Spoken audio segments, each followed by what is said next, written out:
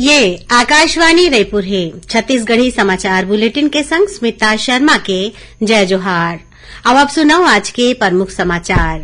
केंद्रीय वित्त मंत्री निर्मला सीतारमण आज लोकसभा में अवैया वित्तीय बछर के अंतरिम बजट पेश करेन। प्रधानमंत्री आवास योजना में अवैया 5 बछर में 2 करोड़ उपराहा मकान बनाए के लक्ष्य राखे गए हवै।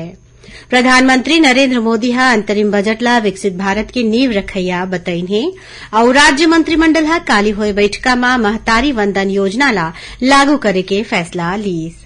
अब समाचार विस्तार ले। केंद्रीय वित्त मंत्री निर्मला सीतारमण आज लोकसभा में अवैया वित्तीय बछर के अंतरिम बजट पेश करेन।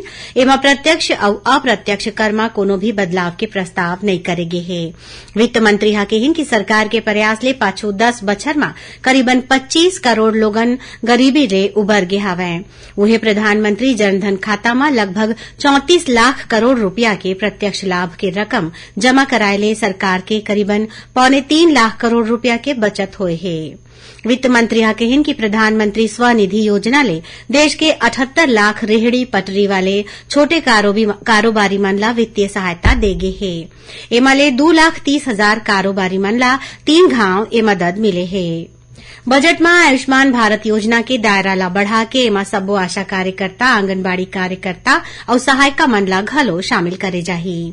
ये अंतरिम बजट में सर्वाइकल कैंसर ले बचाव बर 9 ले 14 बछर के नोनी मन ला विशेष टीका लगाए के प्रावधान घलो करेगे है। ऐसने प्रधानमंत्री आवास योजना में अवैया 5 बछर में 2 करोड़ उपराहा मकान बनाए के लक्ष्य राखे गे हवै। कृषि क्षेत्र ला बढ़ावा देबर सरसों, मूंगफली, तिल, सोयाबीन और सूरजमुखी जैसन तिलहन फसल में किसान मन ला आत्मनिर्भर बनाए बर कार्यनीति तैयार करे जाही। उन्हें डेयरी किसान मन के मदद बर घलो कार्यक्रम तैयार करे जाही। एकरे संग किसान मन बर 50 वर्षीय ब्याज मुक्त ऋण योजना में 1 लाख करोड़ रुपया के प्रावधान करेगे है। वित्त मंत्री कहिन कि कृषि क्षेत्र के विकास बर सरकार 11 करोड़ 80 लाख सीमांत और छोटे किसान ला प्रत्यक्ष वित्तीय सहयोग दे हवै। देश में 1361 मंडी मन ला ऑनलाइन पोर्टल ले जोड़े गे हवै, जेकर ले करीबन 1 करोड़ 80 लाख किसान मन ला मदद मिले है। मछुआरा मन के मदद बर मछली पालन विभाग बनाए गे हवै, जेकर माध्यम ले करीबन 55 लाख रोजगार के नवा अवसर लाए के प्रावधान करे गे हवै। रेल सुविधा के विस्तार बर 3 ठन प्रमुख आर्थिक रेल गलियारा बनाए जाही, जेमा ऊर्जा, खनिज और सीमेंट क्षेत्र के गलियारा शामिल है।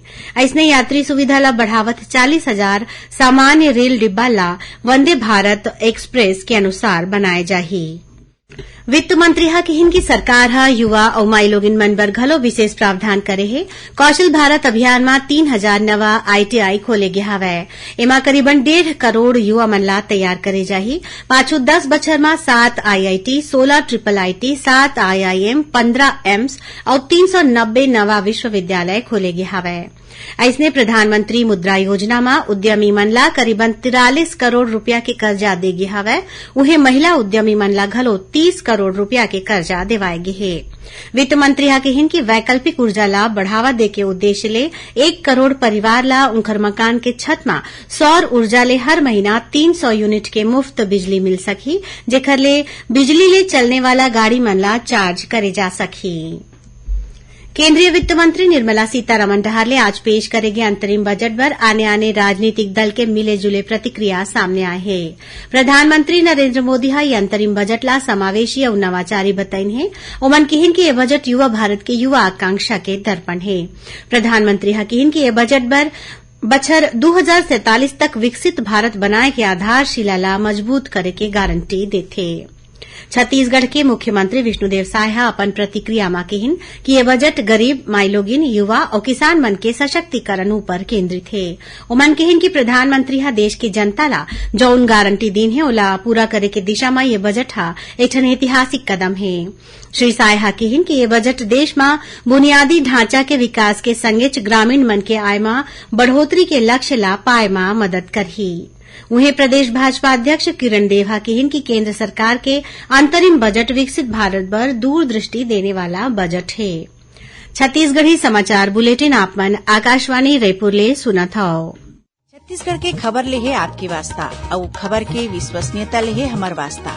आकाशवाणी समाचार रायपुर के प्रादेशिक समाचार बुलेटिन के संगे संग हमार समसामयिक कार्यक्रम आप रेडियो के संग अपन मोबाइल में घलो सुन सकत हो। आकाशवाणी समाचार फेसबुक, ट्विटर और यूट्यूब में घलो हावय। हमार फेसबुक पेज हरे Chhattisgarh news on AIR, Twitter handle CGAIR news और हमार यूट्यूब चैनल हरे छत्तीसगढ़ AIR न्यूज। तो अब रेडियो के संगे संग आपके मोबाइल के माध्यम ले हम आप तक पहुंचत हन। छत्तीसगढ़ के हर खबर पर सुनत रहो आकाशवाणी समाचार। अब आगू बाढ़वो बाचे समाचार कोती।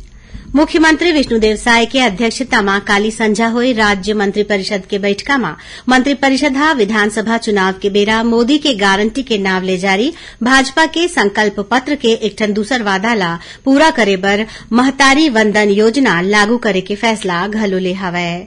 ए योजना में पात्र विवाहित महिला मन ला हर महीना 1,000 रूपया के दर ले साल भर में 12,000 रूपया उनकर बैंक खाता में जमा कराए जाही।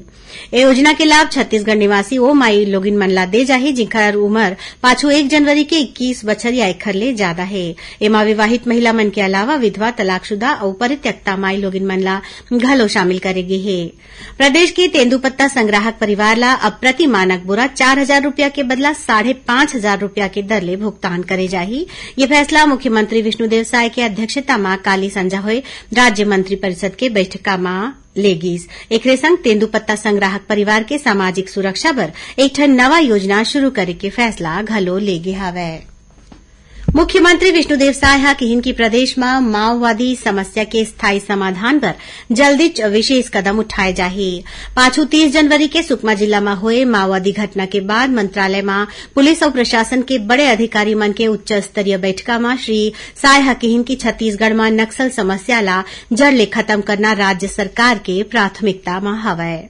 उमनहा अधिकारी मन ला निर्देश दिन की सुरक्षा कैंप तिर लोगन ला बुनियादी सुविधा दिवाया जाए। उमन किहिन की माओवादी मन के खिलाफ अभियान ला तेज करे जावत है और नवा क्षेत्र में कैंप घलो लगाए जावत है। उमन पुलिस ला अपन सूचना तंत्र ला और ज्यादा प्रभावी बनाए के निर्देश दीन। प्रदेश के स्कूल शिक्षा मंत्री बृजमोहन अग्रवाल हा आज नई दिल्ली में केंद्रीय शिक्षा और कौशल विकास मंत्री धर्मेंद्र प्रधान ले भेंट करके छत्तीसगढ़ के सबो जिला में नवोदय विद्यालय और केंद्रीय विद्यालय शुरू करे के आग्रह करेन है। आकाशवाणी के समाचार सेवा प्रभाग रायपुर हा अपन आने क्षेत्रीय समाचार इकाई मन में पूर्णकालिक अनुबंध के आधार में संपादकीय कार्यकारी और समाचार वाचक सह अनुवादक के रूप में नियुक्ति बर अनुभवी उम्मीदवार ले अर्जी मंगावत है। एकर पूरा जानकारी newsonair.gov.in वैकेंसीज में हवय। अर्जी जमा करे के आखिरी तारीख 8 फरवरी राखे गे है। ये अनुबंध 2 बछर बर राखे गे है। आवेदक की उम्र 58 बछर ले ज्यादा नहीं होना चाहिए। उनकर मंतिर पत्रकारिता में स्नातकोत्तर उपाधि या फिर स्नातकोत्तर डिप्लोमा के संगे संग कोनो समाचार संगठन में 3 बछर के कामकाज के अनुभव होना जरूरी है। अब थोरकुन समाचार सार में मुख्यमंत्री विष्णुदेव साय हा कोरिया जिला में बैकुंठपुर के झुमका जलाशय और सोनहत के घुनघुट्टा जलाशय ला पर्यटन क्षेत्र बनाए जाए के घोषणा करेन। छत्तीसगढ़ लोक सेवा आयोग डहाले राज्य सेवा प्रारंभिक परीक्षा में लिखित परीक्षा अवैया 11 फरवरी के ले जाही। और मुख्यमंत्री विष्णुदेव साय हा किहिन की सुकमा जिला के टेकलगुड़ेम में परसों हुए मुठभेड़ सहित तीनों जवान के परिवार वाला मन ला 10-10 लाख रूपया के आर्थिक मदद दे जाही। आखिर में प्रमुख समाचार एक घाव फिर केंद्रीय वित्त मंत्री निर्मला सीतारमण हा आज लोकसभा में अवैया वित्तीय बछर के अंतरिम बजट पेश करेन। प्रधानमंत्री आवास योजना में अवैया 5 बछर में 2 करोड़ उपराहा मकान बनाए के लक्ष्य राखे गे हवय। प्रधानमंत्री नरेंद्र मोदी हा अंतरिम बजट ला विकसित भारत के नींव रखैया बताई है और राज्य मंत्रिमंडल हा काली होए बैठका में महतारी वंदन योजना ला लागू करे के फैसला लीन। एकरे संग छत्तीसगढ़ी समाचार बुलेटिन यहीं सिरावत है। जय जोहार।